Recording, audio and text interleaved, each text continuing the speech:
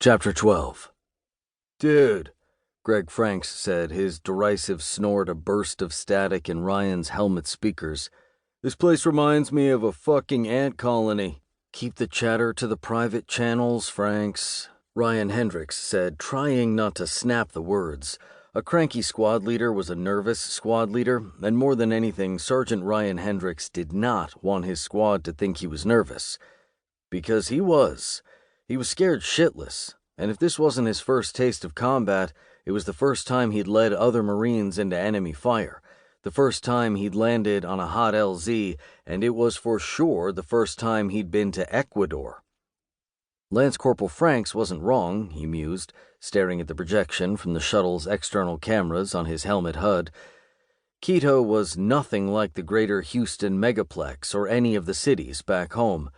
Houstonplex was a giant mound of concrete, shining in the sun, and if it wasn't quite as advanced as Capital City or Trans Angeles, well, it had a certain charm to it that Texans appreciated.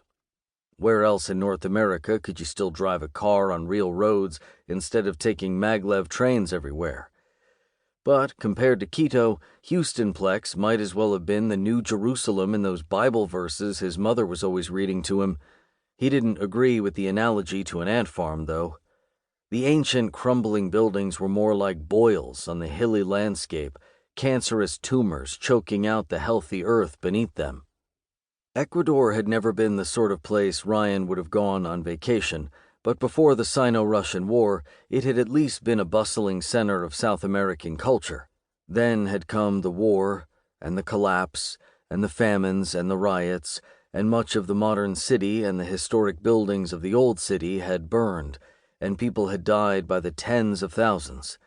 Ryan shivered at the thought, at the stories his grandparents told him of the era. It had been bad in the United States, but it was a million times worse in places like Quito.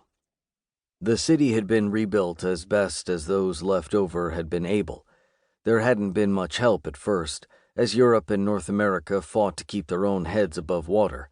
So much of what passed below their shuttle had been slapped together from the ruins.